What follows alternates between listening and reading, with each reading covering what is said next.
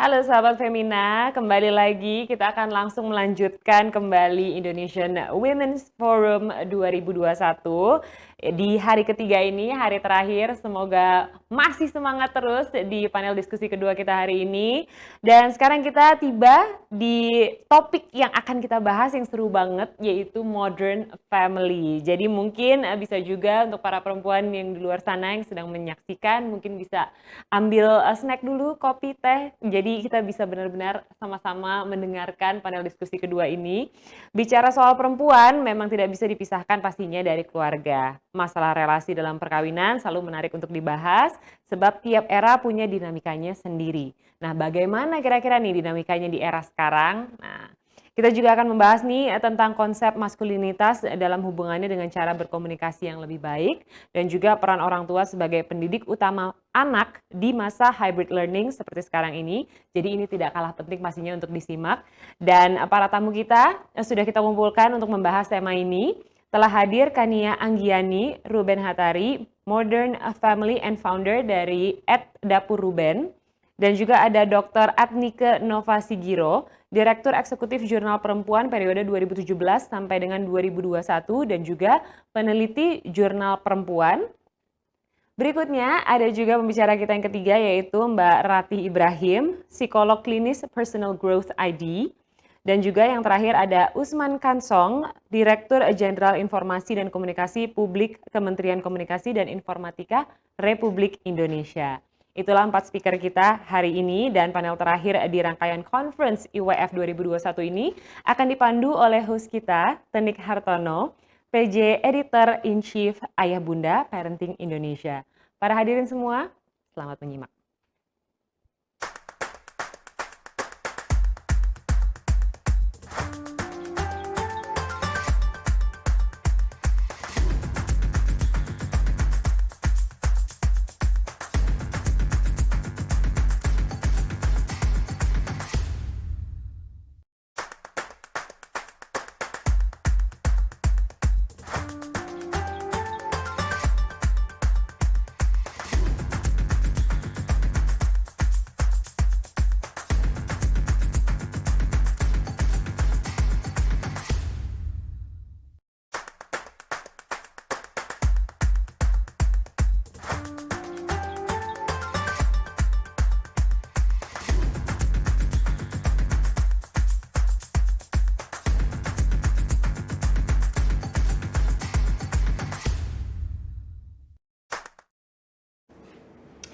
Selamat siang para perempuan Indonesia, bertemu lagi dengan saya Tenik Hartono dalam rangkaian acara Conference Indonesian Women's Forum 2021. Ini sudah hari terakhir, tapi kita tetap harus semangat sebagai perempuan dan sebagai ibu, juga sebagai istri. Saya akan memandu panel yang kedua ini dengan tema Modern Family. Seru banget ya sepertinya. Masyarakat berkembang, banyak nilai-nilai tradisional keluarga juga akhirnya mengalami perubahan. Saya yang dibesarkan atau saya sendiri masuk dalam generasi X, pencinta MMTV, sekarang ini berbeda dengan generasi milenial yang sangat akrab dengan YouTube. Beda lagi dengan generasi Z yang mainannya sudah TikTok, Reels, dan video-video lainnya. Saya dibesarkan dengan nilai-nilai tradisional mungkin dari ayah ibu saya, tapi beda dengan bagaimana saya membesarkan anak saya si generasi Z.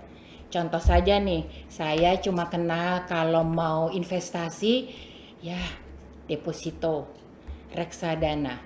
Percakapan tadi malam, anak saya, si abang usia 17 tahun, dia bilang, "Bu, kita investasi Bitcoin yuk." Apalagi itu. Lalu apakah keluarga modern ini berperang dengan nilai-nilai tradisional? Banyak nilai-nilai yang tentu berbeda. Apakah nilai-nilai tradisional ini tak lagi sejalan dengan kehidupan masa kini? Mari kita menyelami kehidupan keluarga modern bersama narasumber yang sudah hadir di kanal ini pada siang hari ini. Kita kenalan yuk satu persatu ya. Saya perkenalkan pertama pasangan suami istri modern family yang diam-diam saya kagumi lewat Instagram mereka. Kania Anggiani dan Ruben Hatari, founder @dapur Ruben. Pasangan ini membesarkan dua buah hatinya, Tallulah dan Galan, dengan family value yang mungkin tidak biasa buat orang-orang seperti saya, tapi tentu biasa untuk keluarga modern masa kini. Mereka membangun bisnis kuliner @dapur Ruben, Soul Southern Food. Apa kabar Kania dan Ruben? Baik, berikutnya adalah Bapak Usman Kansong, Direktur Jenderal Informasi dan Komunikasi Publik, Kementerian Komunikasi dan Informasi. Lama dikenal sebagai jurnalis dan bekerja di beberapa media nasional, isu-isu sosial masyarakat telah menjadi perhatian besar beliau. Hari ini Pak Usman Kansong akan berbagi cerita mengenai banyak hal soal informasi dan komunikasi publik dalam keluarga juga bersama kita.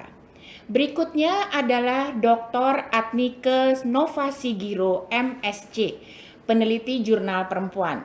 Peneliti yang pernah menjadi pimpinan dan direktur eksekutif jurnal perempuan ini juga dosen di Jakarta.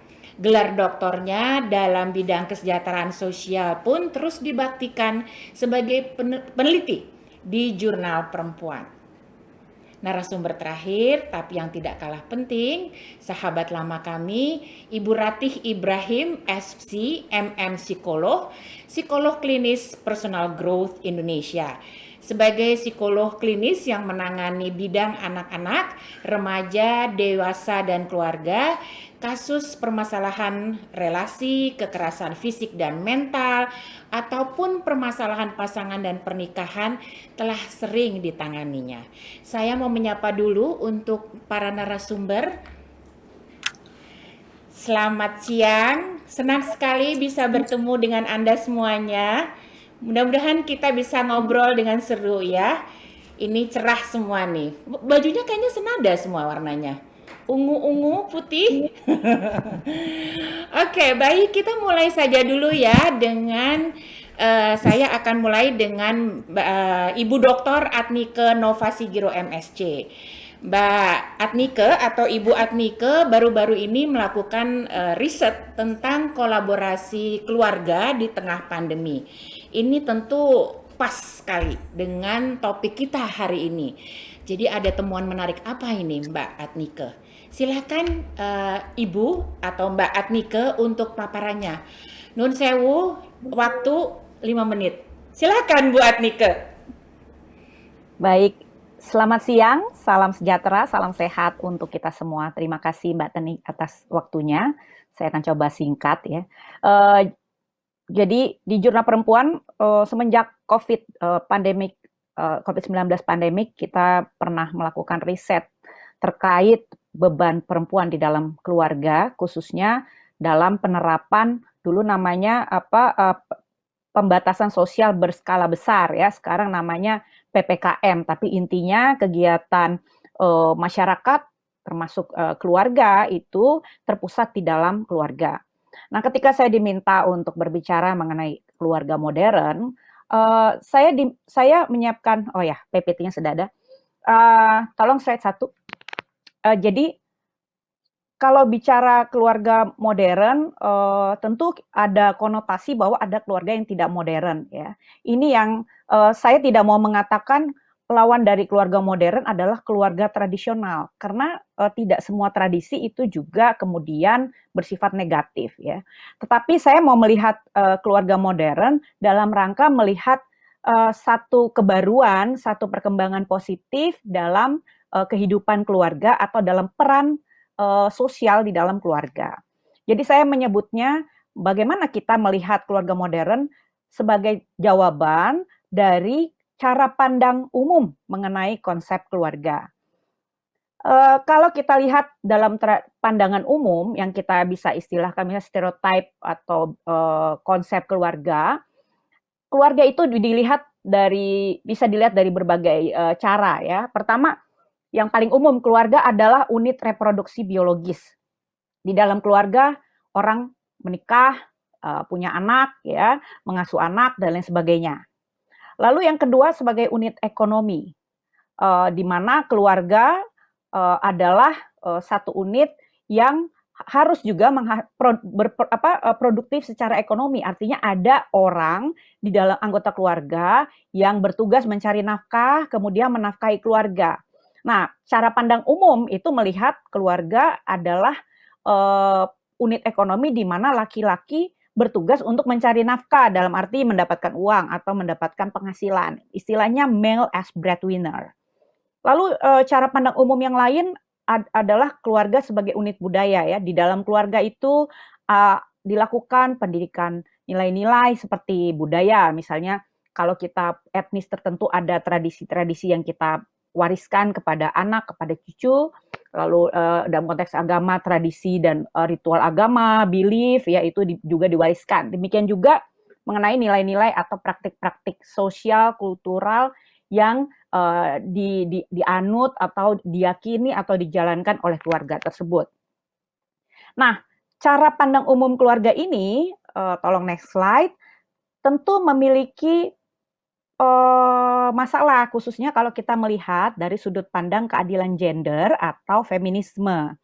Karena cara pandang umum tentang konsep keluarga tersebut cenderung menempatkan perempuan dalam posisi yang lebih rendah, subordinat, atau sebagai kalau dalam film ya disebutnya sebagai aktor peran pembantu. Dia tidak dianggap memiliki peran yang setara atau peran utama yang sama pentingnya dengan laki-laki.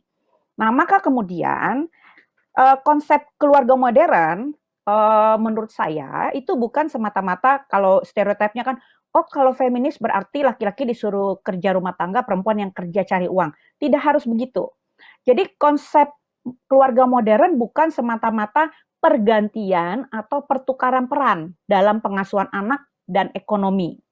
Tetapi adalah keluarga dengan konsep di mana ada peran gender yang setara. Jadi laki-laki, perempuan itu tidak dilekatkan pada peran tertentu. Misalnya kalau kita lihat stereotip ya, tapi ini sebenarnya sudah banyak ditinggalkan. Perempuan tugasnya memasak, mencuci, mengurus rumah tangga, mengasuh anak dan lain sebagainya. Lalu laki-laki bertugas bekerja, mencari uang dan lain sebagainya. Kan stereotip ini sebenarnya juga sudah semakin tidak bisa dipraktikkan, terutama karena tuntutan ekonomi ya. Tidak mungkin juga kemudian laki-lakinya di rumah, perempuannya bekerja. Karena pada kenyataannya sebagian besar keluarga, khususnya di perkotaan atau di seluruh Indonesia sebenarnya, suami maupun istri ya itu harus sama-sama bekerja.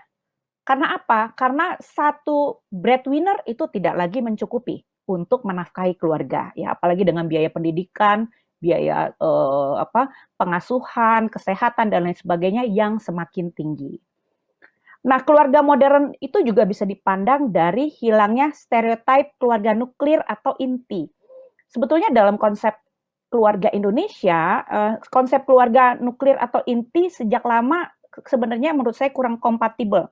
Karena kita punya konsep extended family, di mana di dalam keluarga tuh tidak hanya ada bapak, ibu, dan anak ya, tapi ada saudara, ada kerabat, ada orang lain yang juga tinggal sebagai satu sosial sistem keluarga. Nah, tetapi keluarga inti ini banyak dikenal dalam konsep keluarga di negara-negara barat yang hubungan pernikahan perdata itu sangat ketat ya. Jadi selain keluarga inti, keluarga lain tidak boleh tinggal di dalam keluarga. Nah, ini juga stereotip keluarga inti ini juga menurut saya berubah misalnya dengan semakin banyaknya orang menjadi orang tua tunggal ya. Jadi suami istri itu bukan lagi satu pattern keluarga yang dipraktikkan pada masa ini. Nah, tentu yang penting juga dalam konsep keluarga modern adalah perubahan dari peran gender yang bias tadi ya. Jadi setara itu juga memiliki konsekuensi pada peran gender yang bias itu hilang. Laki-laki bisa jadi apa saja yang dia mau, perempuan bisa jadi apa yang saja yang dia mau dan yang dia mampu dan inginkan. Tetapi keduanya atau siapapun di dalam keluarga bisa berbagi peran dalam pengasuhan keluarga, dalam pengasuhan anak, dalam pengasuhan orang tua, lansia misalnya yang hidup di dalam keluarga, dan lain sebagainya. Jadi tidak ada pemisahan tugas rumah tangga, tugas ekonomi. Semuanya sudah menjadi cair, di mana pembagian kerja bisa dibuat secara seimbang, adil, setara, sehingga semua orang dapat mencapai kemampuan optimalnya gitu. Kalau dia bisa jadi saintis, dia jadi saintis, mau jadi entrepreneur, dia jadi entrepreneur, baik laki-laki maupun perempuan. Nah, yang terakhir, mohon diberi waktu sedikit Mbak Teni ya. Lantas apa pentingnya konsep keluarga modern ini, khususnya dalam konteks di masa pandemi COVID-19? Nah, ini adalah beberapa poin yang kami temukan dalam riset kami di Jurnal Perempuan. Yang pertama, di masa pandemi, kegiatan ekonomi dan pengasuhan keluarga itu semua terpusat di rumah. Anak sekolah dari rumah, orang dewasa bekerja dari rumah, ya. Bahkan belanja, beli obat dan lain sebagainya semua dari rumah. Kita semua delivery ya, sekarang online, belanja, makan dan lain sebagainya. Yang kedua, karena semua kegiatan terpusat di rumah, maka potensi terjadinya stres dan kekerasan dalam rumah tangga juga meningkat. Kekerasan dalam rumah tangga ini baik kekerasan seksual, ya, kekerasan fisik, toxic relation, ya, yang kemudian menimbulkan stres. Nah, di sini ketika kita bicara bahwa masyarakat sudah semakin modern, perempuan bisa bekerja, ya, bisa berkarir, tetapi dalam praktiknya di dalam rumah tangga peran gender yang bias itu masih dipraktikkan. Jadi biarpun saya seorang perempuan misalnya yang bekerja, punya karir, punya gaji besar dan lain sebagainya, ketika ke rumah, anak, orang sakit, bayar listrik dan lain sebagainya, itu menjadi tanggung jawab saya sebagai ibu misalnya. Atau jika ada orang yang sakit, apakah karena pandemi, karena kena COVID atau orang tua yang sakit, ada orang dengan disabilitas yang harus selalu dipantau misalnya, biasanya perempuan, bukan harus ibunya saja, bukan hanya ibu rumah tangga, tetapi perempuan yang kemudian disuruh mengasuh keluarga tersebut, gitu ya. Nah, di dalam situasi pandemi, ini menimbulkan beban yang bertambah kepada perempuan. Bukan cuma ibu rumah tangga, tetapi perempuan. Misalnya apa? Perempuan termasuk pekerja rumah tangga yang mayoritas adalah perempuan. Nah, disinilah kemudian konsep keluarga modern, bukan dalam arti versus keluarga tradisional ya, tetapi keluarga modern yang berkeadilan gender tersebut penting untuk menghadapi situasi pandemi COVID-19. Saya berhenti di situ, nanti mungkin kita bisa berdiskusi lebih lanjut. Terima kasih. Bu Adnike, tadi Ibu bilang tentang berkeadilan gender. Ini menarik banget ya. Karena budaya di Indonesia tuh masih banyak yang patriarki. Jadi di beberapa suku, juga di beberapa keluarga gitu tuh masih kelihatan saat ini. Sebetulnya kalau kita mau membangun keluarga modern yang egaliter dan setara itu mungkin nggak sih di Indonesia dan susah nggak? Menurut saya sangat mungkin, Mbak Tenik, untuk membangun kultur sosial dan budaya keluarga yang berkeadilan gender. Salah satu kuncinya adalah pendidikan. Pendidikan mulai dari tingkat dasar hingga tingkat perguruan tinggi ya, atau pendidikan tinggi. Kalau kita lihat sekarang di sekolah-sekolah tertentu sudah mulai diajarkan pemahaman mengenai peran gender yang setara antara anak laki-laki dan perempuan. Jadi tidak ada stereotip lagi ya bahwa ibu menyapu, ayah membaca koran. Ya. Apalagi sekarang orang sudah bacanya semuanya dari HP, nggak dari koran. Ya, jadi itu sudah mulai diajarkan sejak dini. Ya.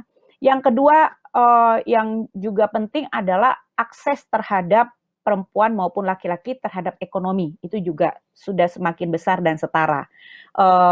Perempuan bisa berkarir, laki-laki juga bisa berkarir, dan tabu mengenai jenis pekerjaan tertentu hanya untuk perempuan dan laki-laki sebetulnya sudah mulai terhapus ya.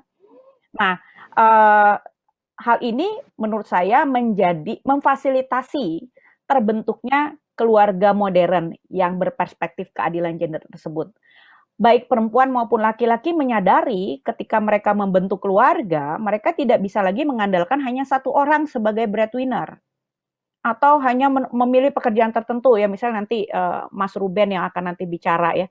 Kalau dulu tuh pekerjaan memasak itu khas perempuan ya, tidak kalau laki-laki memasak cenderung dibully ya kan, atau perempuan yang selalu meninggalkan rumah itu dibully juga atau mendapat stigma tidak memperhatikan keluarga. Nah Iya. itu merupakan satu perkembangan yang positif di Indonesia. Tentu masih banyak PR.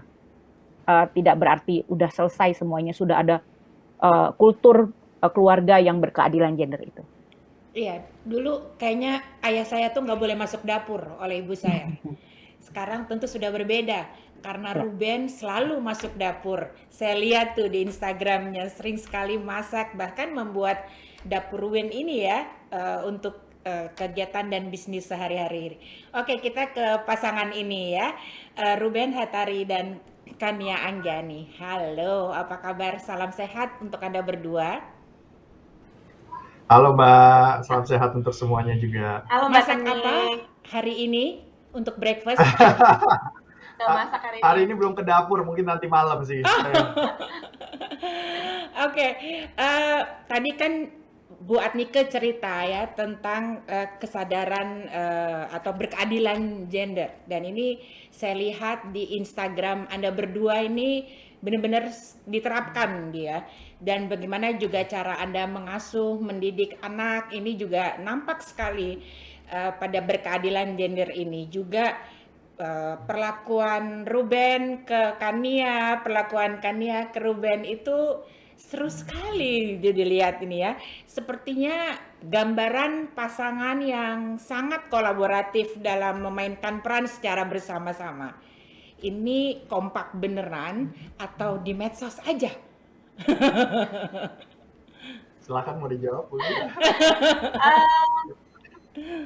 Alhamdulillah sih apa adanya ya kita. Jadi kita juga kadang suka cerita kalau kita tuh lagi berantem tuh gimana nanganinnya Iya. gitu kan. Karena kita apa adanya, dan sebenarnya juga kita menganggap sosial media itu sebenarnya kayak serius-serius enggak lah gitu ya. Jadi apa yang kita share ya memang apa adanya, apa yang baik mungkin orang bisa ikutin, yang nggak cocok juga nggak apa-apa. Tapi menjawab pertanyaan Mbak Tenik, ya kita Ya, ya kita kita sebenarnya nggak sempurna juga, iya, seperti layaknya keluarga pasangan atau yang lain. pasangan yang lain. Iya. We have our Differences, differences, ya, kita sering apa ya, sering berargumen, berargumen juga. ya, banyak perbedaan pandangan, Ya. dan terutama mungkin di 5 tahun perkawinan kita itu kerasa sekali clash of values, Ya. Perbedaan nilai-nilai pola asuh ya dari Ruben dan aku, Ya. itu kerasa banget. Ya, tapi yang mungkin ya kita udah sudah menikah lebih dari 10 tahun, tapi kalau kita ngomong modern family gitu ya. Kita paling bontot. Kita mungkin yang saya benar-benar rasakan itu kok semakin kesini semakin terbukanya kita dengan satu sama lain. Saya rasa tuh masalah apapun yang kita hadapi itu kayak jauh lebih gampang untuk kita lewati ya. Not only as couples tapi bersama sebagai orang tua juga, terutama I don't know, kalau saya sih, ini kembali lagi ke modern family ya, sorry kalau rada lompat dikit gitu ya. Kita mempunyai prinsip di mana kita bicara sama anak-anak kita selayaknya kita mau diajak bicara sama orang-orang dewasa sih. Jadi kita nggak terlalu berlebihan untuk treat mereka sebagai anak kecil.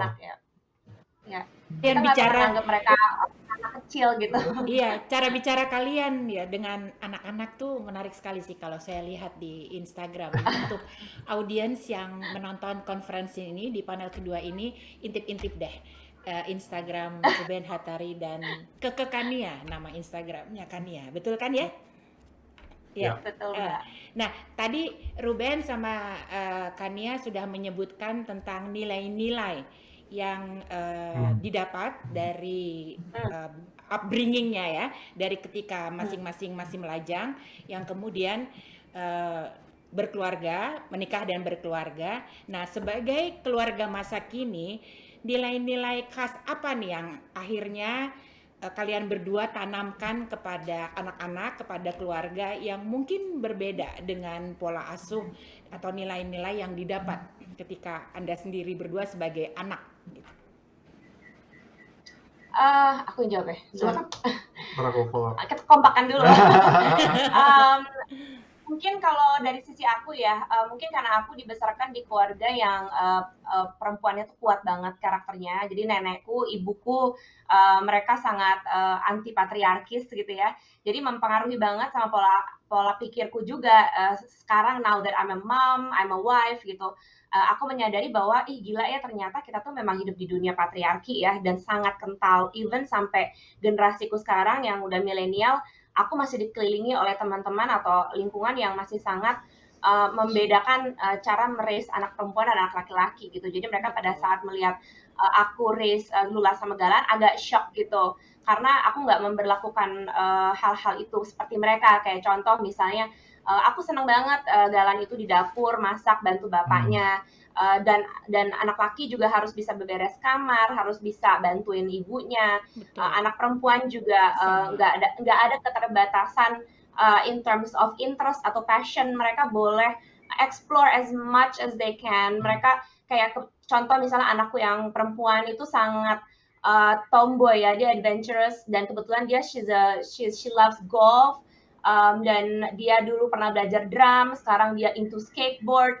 And all the extreme sport yang dianggapnya itu adalah mainan anak laki-laki, kita dobrak itu semua gitu. Kita dobrak itu semua, dan ternyata di saat kita tidak memberikan batasan-batasan ini ke anak-anak kita, mereka tuh thriving luar biasa gitu. Dan orang nanya gimana sih rahasianya gitu, ya biasanya aku balikin lagi ke mereka, ya kamu memberikan batasan nggak ke anak-anak kamu gitu. Karena the moment kita give limitations to them, they also limit themselves gitu. Setuju. Dan mungkin itu yang paling berbeda, yang mungkin aku bisa rasain. Yang kedua, masalah kesehatan mental yang mungkin dulu di generasi baby boomer zaman dulu, atau mungkin angkatan yang Mbak Tenik, ya punten ya Mbak Tenik, mungkin ngomongin perasaan kok tabu gitu ya kayaknya ya, nggak berani nggak berani mengeluarkan pendapat, nggak berani bilang dia capek atau sedih.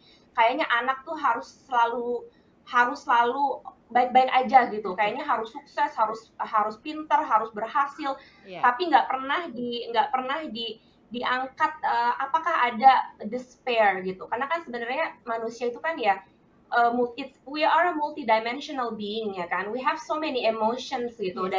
Dan aku ngerasa di generasi dulu atau kakek nenekku atau ibu bapakku, mereka tuh kayaknya nggak boleh gitu mengemukakan perasaannya gitu. Kayaknya nggak boleh ya. Kayaknya tuh iya, kayak nggak boleh, kayaknya tuh apa ya, kayak lebih suppress. Kayak suppress banget gitu perasaannya. Jadi kalau mereka stres, capek, depresi, nobody knows gitu kan. Nah, itu kita dobrak itu juga sama anak-anak di rumah. Jadi aku selalu memvalidasi perasaan mereka. Aku selalu bilang sama mereka that you are a human being, you have feelings, you can be angry, you can be sad, you can be disappointed, it's fine. Yang nggak boleh adalah kalau menyakiti orang misalnya. Nah, dan setelah aku pelajari bertahun-tahun selama jadi orang tua, ternyata memang banyak studi-studi yang membuktikan apabila anak-anak ini di bawah 10 tahun sudah divalidasi perasaannya, lebih banyak merasa didengar, lebih banyak merasa dirangkul. They will not grow up to be an oppressive adult atau orang dewasa yang tidak tahu gimana caranya control their own emotion gitu. Dan akhirnya jadi it's a vicious circle. Akhirnya nanti dia jadi orang tua, dia begitu lagi sama anaknya gitu. Nah, I want to break all that generational toxic toxic generational pola asuh gitu. Jadi mungkin itu yang aku rasain sangat berbeda ya. Mungkin nggak tahu Ruben bisa nambahin. Ya, mungkin sedikit aja sih dari saya. Kalau bedanya saya sama Kania gitu ya, saya tuh paling bontot dari 8 bersaudara, dan being the youngest child, kita tuh selalu harus prove ourselves dari kecil gitu ya. Kita harus compete sama kakak-kakak kita untuk mendapatkan attention gitu ya, mungkin dari orang tua dan yang lain-lain gitu ya. Tapi mungkin yang menarik sekarang itu kalau saya reflect back dari childhoodnya saya gitu ya, actually listening to your kids yang tadi sudah disampaikan oleh Kania gitu ya, it can go a long way gitu. Itu yang pertama. Dan yang kedua itu tadi kan si Kania bilang bagaimana nih kita menerapkan gender equality di anak-anak kita gitu ya. Tentu karena kebetulan saya itu hobinya masak dari kecil, dari dulu gitu ya. And I spend more time in the kitchen daripada Kania gitu ya. Saya jujur punya kepentingan khusus untuk I wanna break that taboo gitu ya. Jadi kayak misalnya perception dari publik kayak misalnya oh ini kitchen itu hanya untuk perempuan.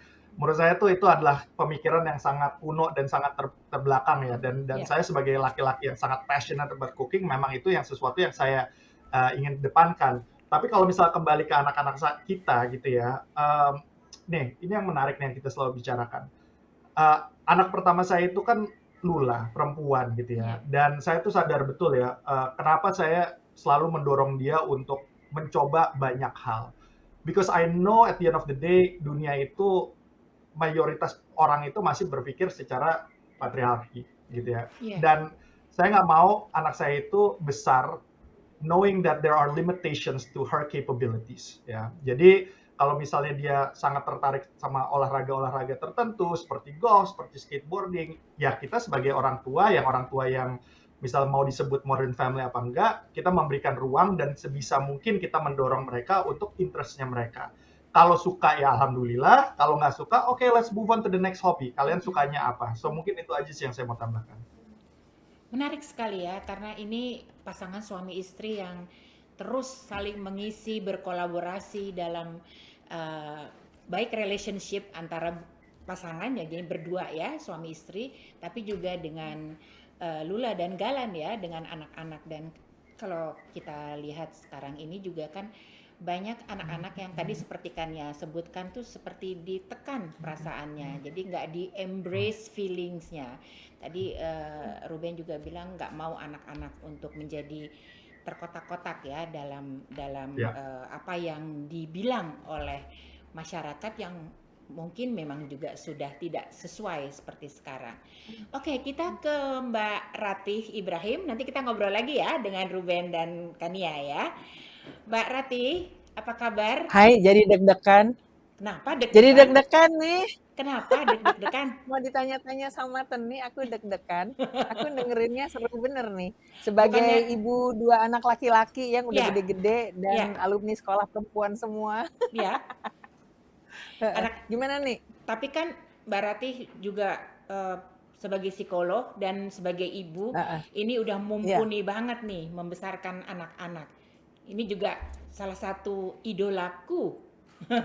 Oh, Mbak ah, Ratih, pernikahan ini kan sejatinya bentuk kerjasama. Tadi kita lihat ya, betul. Ruben Mm-mm, sama Kania begitu kerjasamanya begitu intens, begitu mm-mm, seru dan mm-mm. begitu Asik apik ya? gitu ya, asik gitu kan ya. Mm-mm, mm-mm. Nah, ada relasi yang setara yang sekarang ini digaungkan karena dinilai dengan Ah, relate gitu ah, ya dan relevan dengan zaman iya. sekarang adalah yang namanya perkawinan atau hubungan yang kolaboratif.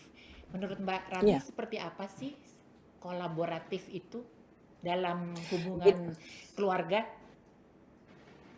yang kayak kamu sama suamimu, aku sama suamiku, yang kayak ini figur-figur yang ada di sini. Terus Ya, saya langsung aja menggarisbawahinya begitu. Jadi begini, eh, saya setuju sekali ya dengan apa yang sudah disampaikan oleh teman-teman yang menjadi pembicara sebelumnya. Terus saya tuh waktu dengerin ya, saya ini kan ibu dari 2 anak laki-laki ya. Terus saya gini, saya udah ngedidik anak saya bener nggak ya? Anak-anak saya itu saya siapkan untuk menjadi, kalau nanti mereka akhirnya memutuskan untuk menikah dan berkeluarga, untuk menjadi suami dan ayah ya dari perempuan-perempuan yang akan sangat kuat, mungkin bahkan lebih feminis dari ibunya. Ya, cuman dalam perkembangannya saya lihat perempuan-perempuan masa kini yang sepantaran dengan mereka juga pinter-pinter ya, pinter-pinter, sangat asertif dan sangat berani untuk berpendapat.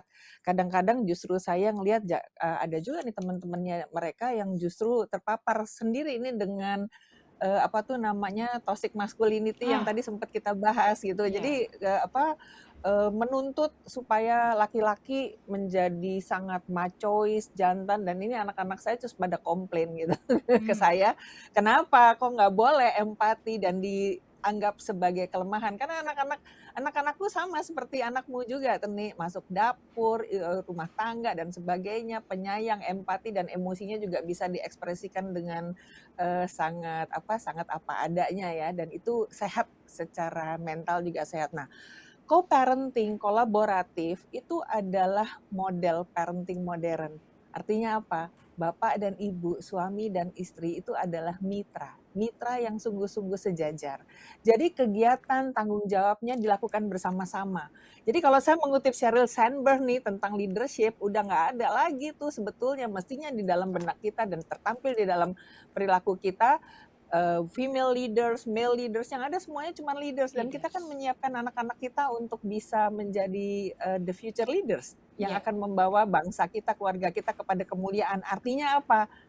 Berdua, bapak dan ibu harus jadi contoh. Jadi contoh dengan bagaimana memberikan ruang yang setara antara papa dan mama untuk berpendapat. Jadi bukan siapa yang paling benar, tapi siapa juga yang paling kontekstual. Kalau kemudian disepakati, oke kita ikutin idenya mama, diapresiat, jangan disabotase gitu misalnya. Idenya papa juga dihargai dan didukung bersama-sama ya. Jadi supportnya juga support bersama-sama, co-parental support. Ya, Hmm. pembagian tugas di rumah juga diberikan. Jadi bukan karena mama perempuan, papa laki-laki, tapi bersama-sama kita lakukan Ya. berdasarkan kompetensinya dan kemampuannya dia. So di sini kita akan melakukan manajemen of family relation, Teni. Dan ini Management of bareng-bareng family bersama-sama. relation. Menarik. Yes, dan ini bersama-sama saling mendengarkan, saling bisa bebas menjadi dirinya, dan respect diterima gitu ya. Dan ini hubungannya akan indah sekali loh. Ya. Ya, Bu dan Rati, bisa tumbuh bareng. Bu Rati Gimana? tadi bilang dua kata, toxic masculinity, dan ini Nah, lagi hits banget nih di lagi media sosial. Ya, iya, kata-kata toxic family, toxic parents, toxic apa-apa masculinity toxic. gitu, apa-apa toxic ini. Ini masalah yang Heeh. mengemuka banget nih. Nah, ini apa pendapat Bu Rati pada fenomena ini nih? Iya. Kenapa disebut toxic? Karena toxic itu membuat kualitas hidup kita jadi buruk ya. Kita Ya. jadi nggak happy ya, kita jadi nggak berkembang, kita jadi mandul gitu ya. Bahkan bisa mendorong kita untuk menjadi secara kejiwaan menjadi tidak sehat. Ya. Ya, dan kemudian akan menimbulkan depresi, gangguan mental, gangguan kejiwaan dan lain-lainnya. Padahal banyak hal yang sebetulnya bisa membuat kita bisa jadi lebih bagus ya. Nah, toxic Ya. masculinity itu adalah istilah yang sebetulnya lahir lantaran ada konstruksi sosial masyarakat yang patriarkis. Jadi Ya. kita sendiri sebagai perempuan, kita juga bisa sangat patriarkis. Anak perempuan tuh mestinya begini, anak laki mestinya begini Ada gitu ya. label ya. Bapak aja yang, nah label-label itu, Ya. meskipun kita perempuan, meskipun kita mengaku feminis gitu Ya. ya. Jadi semua perilaku, sikap lelaki itu dikaitkan dengan semua konstruk bahwa lelaki harus jantan. Nah itu nanti ada, kalau orang Jawa bilang ada mengselenya gitu. Oh berarti kalau jantan dia harus agresif nih gitu. Ya. Harus dominan secara seksual misalnya gitu. Ini buat laki-laki sendiri juga menjadi berat. Kenapa? Ya. Waktu dia menjadi laki-laki yang empatik, dia terus dianggap cengeng gitu ya. Terus Cemen dia ya. terharu, dibilang wah nggak maco nih gitu, banci gitu. Itu kan juga menjadi label-label yang merugikan buat laki-laki, Ya. buat perempuannya juga gitu. Ya. Jadi misalnya gini yang kalau gitu laki-laki boleh dibully oleh kita karena dia adalah pribadi yang sangat kuat. Jadi dia nggak bakal hancur. Padahal kan itu menjadi Nggak salah. Nah begitu kalau ya. dikaitkan dengan parenting, Ya. anak adalah anak. Ya, anak adalah anak. Jadi treatmentnya sama, dan kalau mau tahu bagaimana ya dalam menjalankan parenting, kalau mau dirujuk, kita rujuk aja deh ke Undang-Undang Hak Anak gitu, baik oleh pemerintah Republik Indonesia maupun oleh PBB. Kalau itu Ya. dijalankan dengan benar, mudah-mudahan the collaborative parenting ya, collaborative relationship itu bisa dibangun Bisa sungguh jalan. di dalam keluarga. Ya. Terima kasih Bu Aku Rati. ngomongnya sampai ngetril loh ini. Terima kasih Bu Rati. Nanti kita ngobrol lagi mengenai relationship dalam keluarga. Tadi juga Ruben dan Kania banyak cerita soal ini berdasar pada pengalaman mereka. Saya mau ke Pak Usman Kansong ini, Pak. Apa kabar Pak? Sehat Pak? Mbak Teni. Senang sekali. Terima kasih Bapak udah berkenan untuk bergabung menjadi narasumber di panel kedua mengenai modern family ini. Pak, kita bicara tentang modern family ini kayaknya semua orang sekarang go digital ya, maksudnya ke sosial media, ke media sosial, keluarga-keluarga itu. Jadi menampakkan kegiatan mereka, kehidupan pribadi orang tua dan anak-anaknya. Bahkan banyak juga keluarga yang memiliki akun-akun media sosial ini secara keluarga.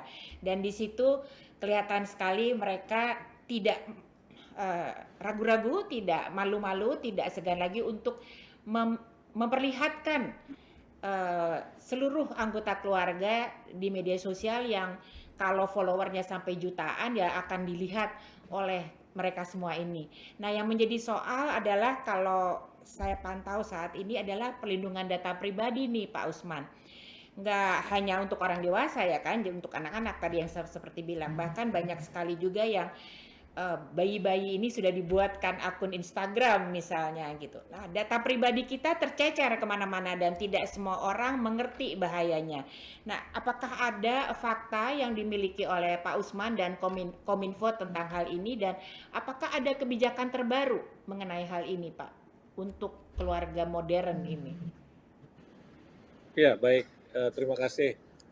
Kalau menurut Kominfo, karena kami bekerja di bidang komunikasi dan juga transformasi digital, keluarga modern itu dari sisi komunikasi adalah sebuah keluarga mestinya menjadi wahana untuk melaksanakan komunikasi yang demokratis, yang setara begitu. Dari sisi transformasi digital, keluarga modern adalah keluarga yang cakap digital.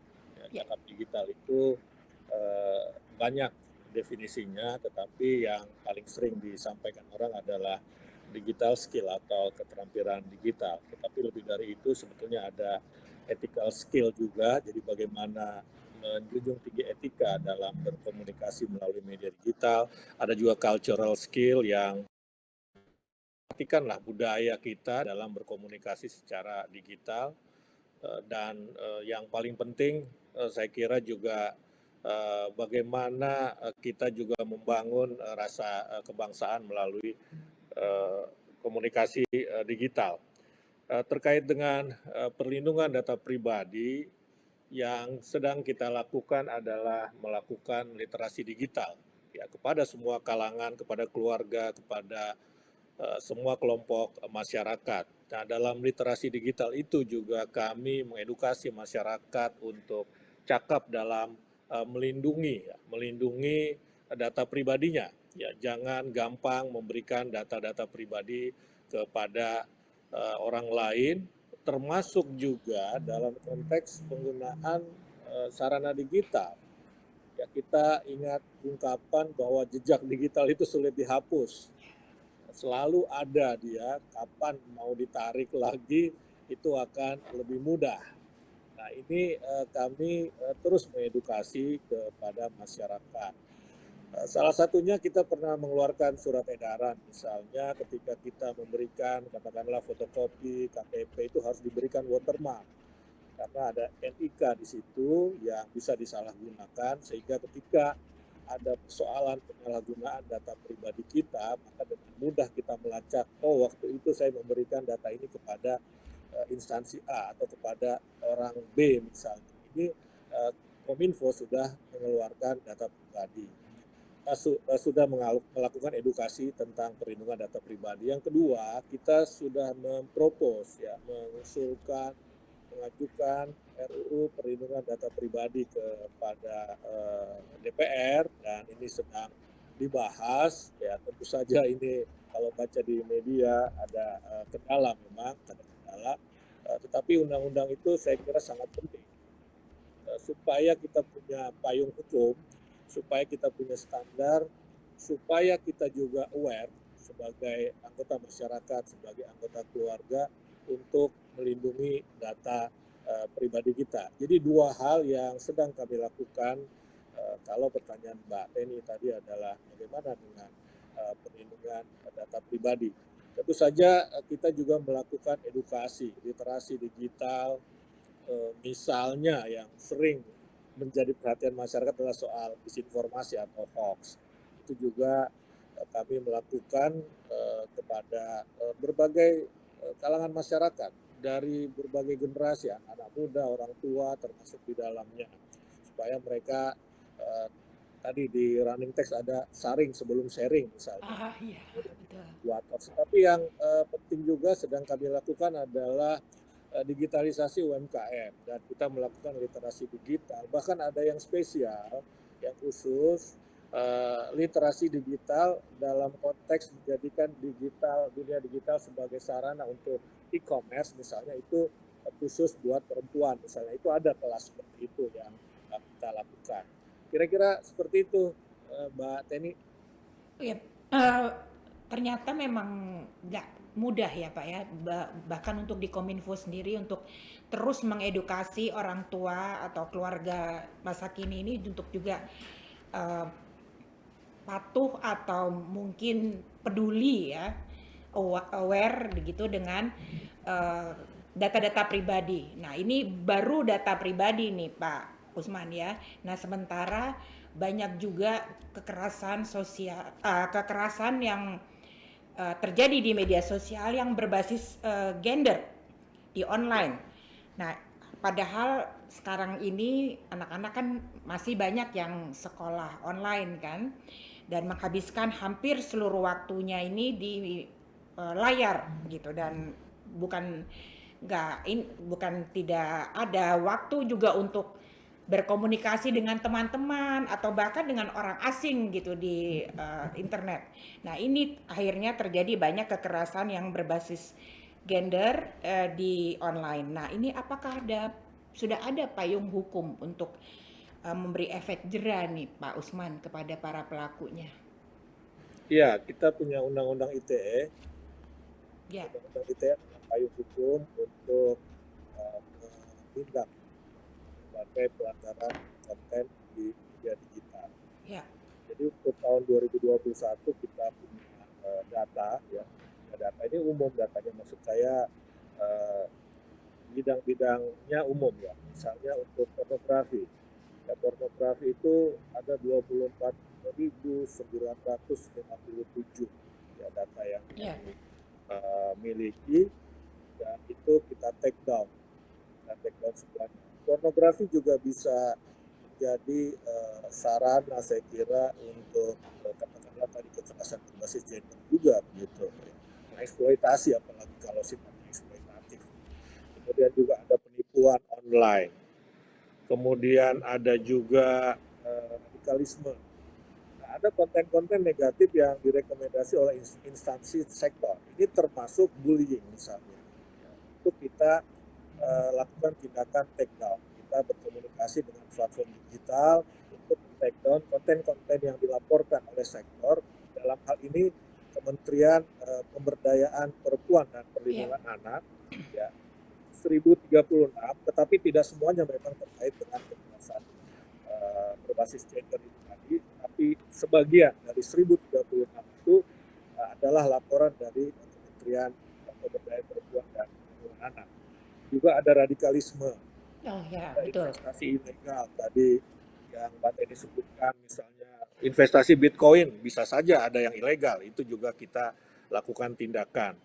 Kemudian perdagangan produk dengan aturan khusus, kita ingat dulu baru-baru ini ya, belum terlalu lama ada tawaran untuk mencetak sertifikat vaksin. Itu kita berkoordinasi dengan Kementerian Perdagangan, lalu kemudian diblokirlah jasa-jasa perdagangan ilegal itu tadi. Konten yang meresahkan masyarakat misalnya karena mengandung ujaran kebencian, termasuk juga kadang-kadang ujaran kebencian ini berbasis gender begitu ya, berbasis gender. Walaupun sebagian besar biasanya berbasiskan agama, kedua itu suku. Ya, gender itu tidak terlalu banyak dalam konteks ujaran kebencian.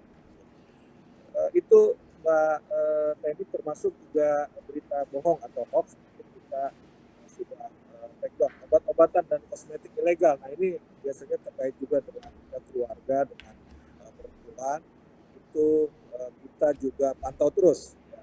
Tapi di tahun 2021 belum ada kasus obat-obatan dan kosmetik ilegal. Nah ini ada satu kasus saja kekerasan, tapi kekerasannya ini saya harus periksa apakah ini kekerasan berbasis gender atau kekerasan dalam bentuk yang lain. Kelihatannya ini bukan berbasis gender.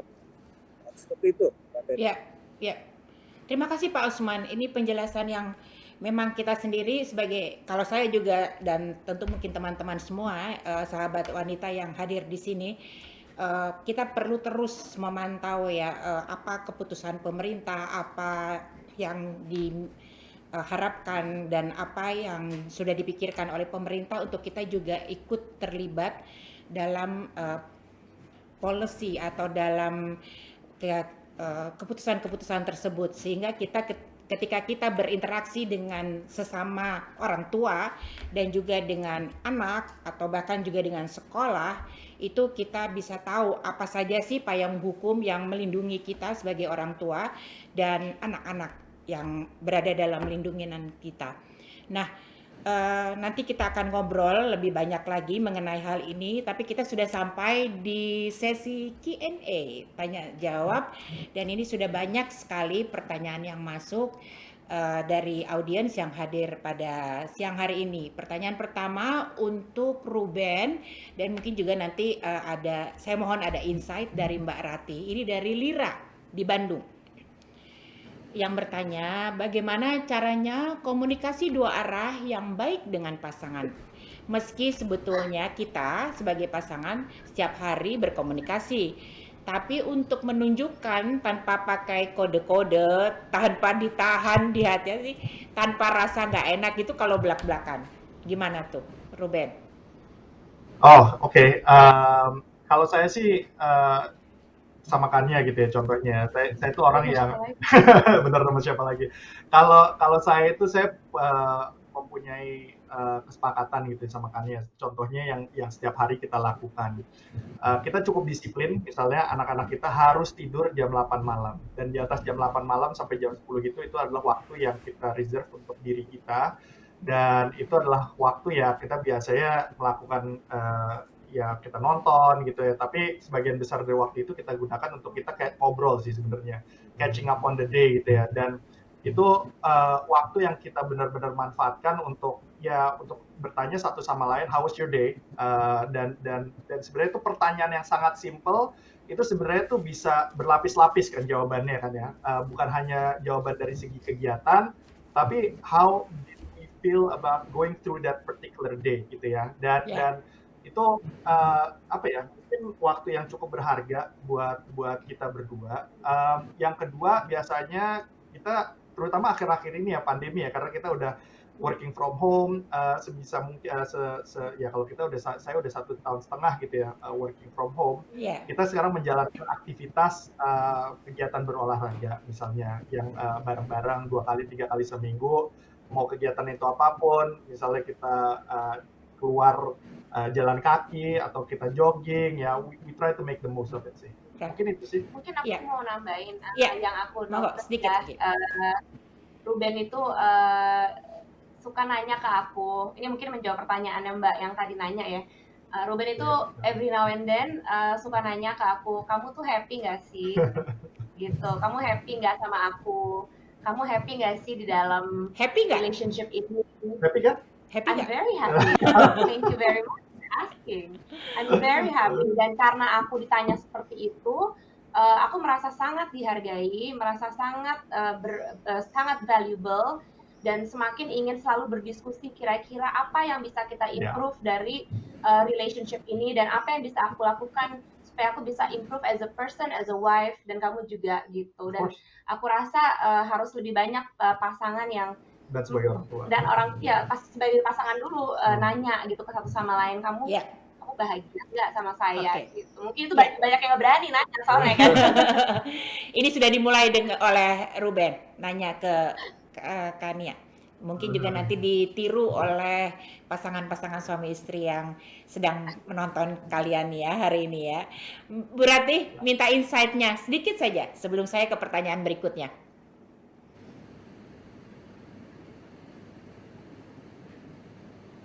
Bu Ratih masih di mute mic-nya? Padahal udah ngoceh. Iya. Monggo Gini, silakan. saya tuh sambil mendengarkan tuh saya mencatat ya, dan saya merujuk kepada pengalaman saya mendampingi banyak pasangan-pasangan ya, baik sebagai suami istri, belum menikah sebagai suami istri, sampai kemudian sebagai bapak dan ibu. Ini ada catatan dari saya yang saya lingkari sungguh-sungguh ya, adalah ikhlas loh. Betul-betul ikhlas. Ikhlas untuk Ya. jadi suaminya, ikhlas untuk jadi istrinya.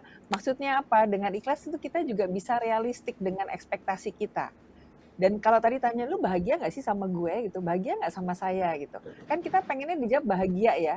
Terus kalau ternyata enggak, jadi bagaimana? Jadi Ya. artinya memang ikhlas aja. Ikhlas and be realistic with our expectation. Terhadap pasangan, terhadap diri kita maupun terhadap rumah tangga itu. Dan Ya. gini Temi, trust penting banget. Betul. Jadi kalau dia bilang iya, ya iya, diterimalah sebagai iya, ikhlas gitu ya, dan empati. Jadi kalau berkomunikasi empati ya, dia butuhnya apa? Karena seringkali yang tadi dibilang kode-kode, itu juga adalah seni berkomunikasi. Jadi empati, kemudian understand aja dia, accept aja dia gitu. Nah, kalau ketulusan, ikhlas, trust ini bisa terwujud, komunikasinya sih akan lancar-lancar aja dan bahagia. Bahkan ketika saling diem-dieman, dengan dia ada di sebelah kita aja itu udah menjadi komunikasi yang indah loh. Bahkan dia ada di seberang dunia mana mungkin ya, karena LDR gitu ya, tugas apa segala macam, trust, ikhlas, empati dan semuanya yang saya sebutkan tadi itu akan membuat hubungannya indah. So apa yang harus kita lakukan? Love investment. Ya. Kita Terima kasih bisa Bu dari Ratih. love languages gitu ya. Oke. Terima kasih Bu Ratih. Pertanyaan berikutnya dari Vita di Surabaya. Ini saya tujukan ke Dr. Adnike. Bu Nike, bagaimana tips untuk perempuan seperti Vita ini yang berperan ganda sebagai ibu dan ayah? Ini ibu tunggal nih dia. Untuk ketiga anak lakinya, untuk bisa selalu kuat memotivasi anak-anak untuk selalu tangguh dalam hidup. Silahkan Bu Adnike. Terima kasih Mbak Teni. Ya ini merupakan contoh ya, ini Mbak Vita ini tadi yang saya sebut dengan keluarga, konsep keluarga dalam masyarakat modern seperti sekarang itu bukan keluarga nuklir ibu, ayah, dan anak. Tetapi ada banyak orang sekarang harus menjadi orang tua tunggal. Nah, soal pengasuhan anak, saya rasa saya bukan ahlinya, tetapi bahwa Vita memilih menjadi ibu tunggal bagi anak laki-lakinya itu udah setting example ya, bahwa perempuan juga bisa menjadi kepala keluarga dan juga bisa menjadi breadwinner dalam hal ini karena memang situasi orang tua tunggal.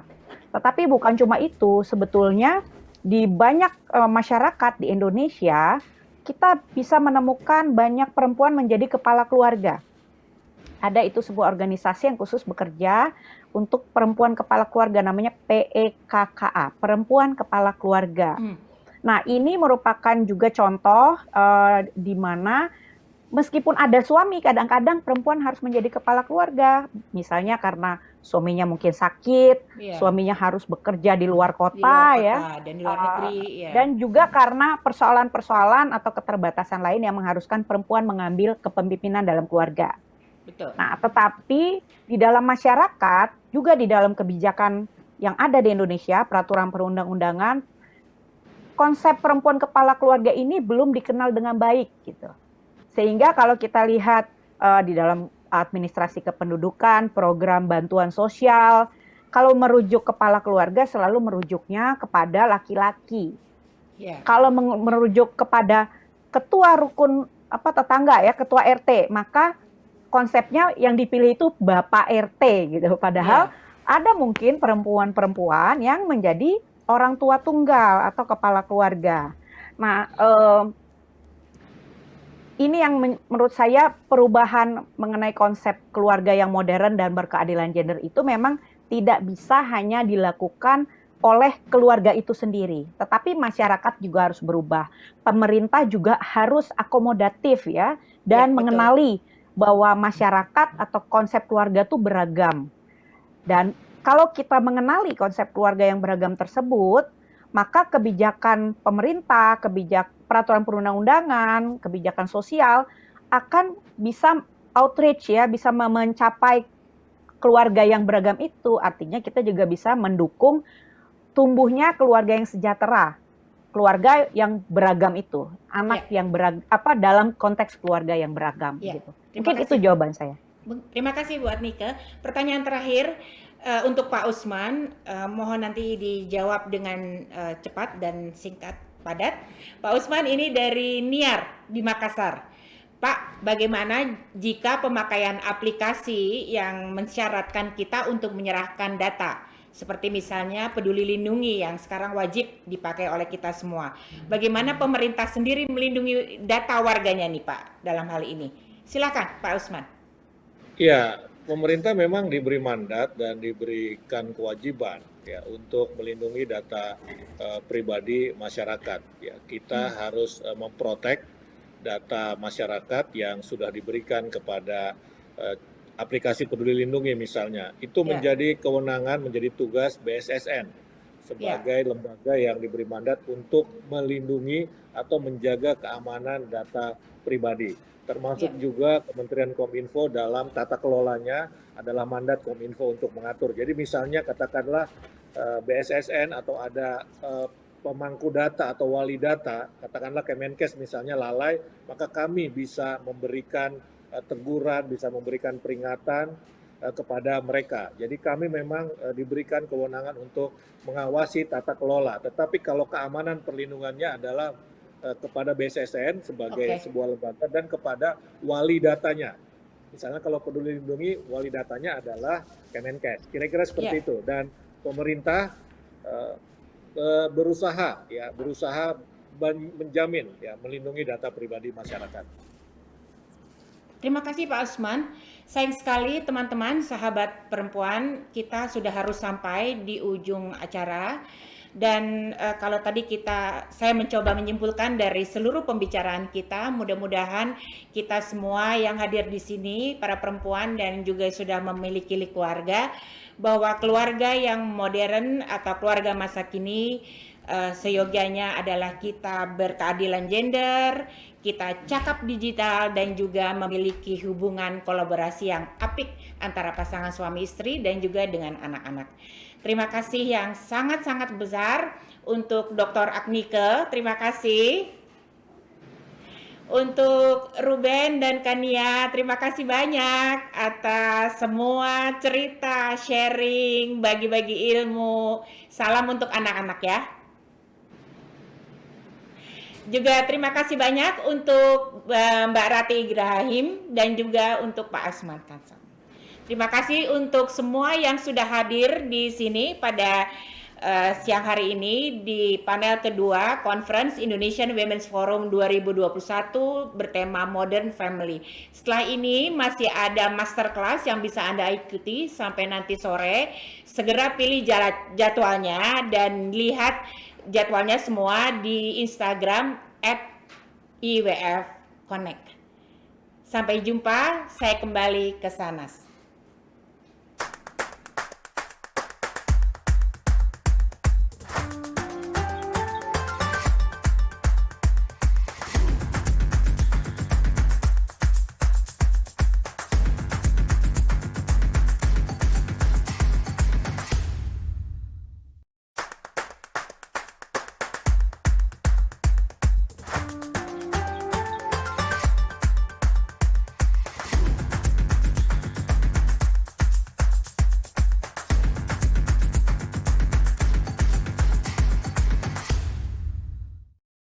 Ya itulah tadi diskusi panel kita yang kedua. Terima kasih sekali lagi kepada seluruh panelis dan juga kepada Ibu Tenik Hartono. Tadi luar biasa banyak sekali insights yang bisa kita dapatkan dan salah satunya adalah kesetaraan gender dalam parenting di rumah ini menjadi penting sekali karena pastinya kita menjadi contoh begitu ya pastinya untuk anak-anak kita. Dan penting banget tadi pesannya Indonesia terkoneksi, keluarga modern harus makin cakap digital dan biasakan budaya saring sebelum sharing dalam keluarga. Nah ini penting nih karena kita sering banget ya tiba-tiba hilaf gitu pengen sharing semuanya. Nah tapi hari ini ada tambahan satu lagi yang istimewa telah hadir bersama kita. Peraih medali emas di Paralimpiade Tokyo 2020 lalu yang juga menyumbangkan 3 medali untuk kontingen Indonesia yaitu Leani Ratri Oktila, atlet para badminton Indonesia. Leani akan hadir untuk menyampaikan closing remarks untuk kita semua. Kepada Leani Ratri, saya persilahkan. Halo, hai, saya Leani Ratri Oktila. Saya peraih 2 medali emas, 1 medali perak Paralimpik Tokyo 2020. Mimpi sebagai seorang atlet tumbuh secara alami sejak saya berkenalan dengan bulu tangkis di usia 7 tahun. Seiring perjalanan sebagai atlet, harapan orang tua saya berkembang dan melihat saya berkompetisi di tingkat internasional. Harapan yang sempat patah ketika saya mengalami kecelakaan saat usia 20 tahun. Vonis gangguan permanen yang dikeluarkan dokter, kaki kiri lebih pendek 7 cm daripada kaki kanan saya. Tangan kanan saya pun tidak bisa ditekuk secara penuh, membuat saya terpuruk. Keluarga juga turut kehilangan semangat karena melihat ujung tombak keluarga patah, seakan secercah cahaya ditelan bayangan gelap. Seiring berjalannya waktu, saya menyadari banyak teman-teman difabel dengan kondisi fisik yang jauh lebih berat daripada saya. Namun mereka tetap berjuang, mereka berbuat lebih di tengah keterbatasan mereka. Lantas apa yang saya bisa perbuat? Saat itulah saya menemukan titik balik dengan memandang hidup lebih optimis dan realistis. Masa depan itu ada saat saya mau berusaha. Dengan berbekal semangat dan dorongan dari kedua orang tua saya kembali berlatih di cabang olahraga para badminton, berkompetisi sebagai atlet Paralimpik. Dengan keadaan dan keterbatasan saya, tekad dan semangat untuk kembali menjadi kebanggaan orang tua dan keluarga, kembali berkobar. Saatnya menempa ujung tombak yang patah menjadi semakin runcing melalui prestasi. Tidak hanya saya, Anda bisa, semua orang bisa.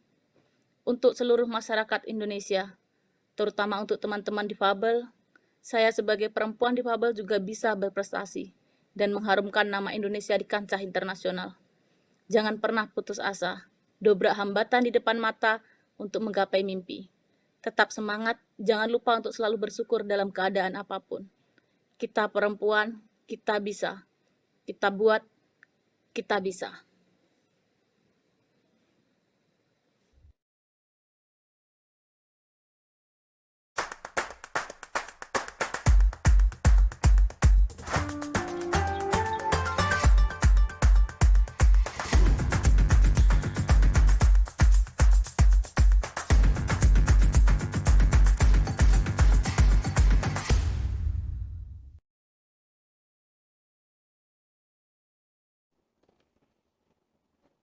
Ya, terima kasih sekali lagi saya ucapkan untuk Leani Ratri Oktila, atlet para badminton Indonesia. Semoga tadi menjadi penutup yang pastinya menggugah semangat kita semua ya. Nah, bicara tentang masa depan, pastinya kita nggak pernah tahu nih apa yang akan terjadi. Tapi satu hal yang pasti, kita harus bersiap untuk berbagai kondisi dengan berpikir optimis, mengakui setiap tantangan dan risiko besar yang ada di depan. Namun secara realistis juga untuk tetap berusaha mengatasi tantangan dan menghadapi resikonya. Nah, bagaimana kita menanggapi perubahan besar yang terjadi dalam hidup? Pastinya ini juga akan berdampak besar bagi kehidupan kita di masa depan, juga kehidupan orang lain yang ada di sekitar kita. Seperti tadi Leani juga sempat mengatakan, kita perempuan, kita kuat, dan kita bisa. Face the challenges, unleash your potentials. Nah, sahabat perempuan, kita akhirnya sampai pada ujung acara conference selama 3 hari kita, Indonesian Women's Forum 2021. Terima kasih sekali lagi untuk kehadiran semua dan juga dukungannya. Semoga kita banyak belajar hal-hal baru nih ya dalam 3 hari ini bersama. Dan setelah ini pada pukul 13 nanti Anda juga bisa mengikuti rangkaian kegiatan IWF dalam seri masterclass. Silakan Anda juga bisa main-main ke virtual fest-nya. Jadi ada banyak toko virtual dari para partner kami di sana. Siap-siap habis gajian, happy shopping. Dan silahkan juga Anda bisa melihat informasi lebih lanjut di Instagram kami @iwf.connect dan juga Femina Magazine. Jangan lupa juga untuk follow akun-akun ini dan jangan lupa untuk mengisi survei pada link yang akan dikirimkan melalui email yang terdaftar dan Anda juga bisa mendapatkan kesempatan untuk memenangkan 1 Balanced Biome Scan dari Nusantix dan juga 4 hampers menarik dari IWF untuk 5 pengisi survei yang beruntung.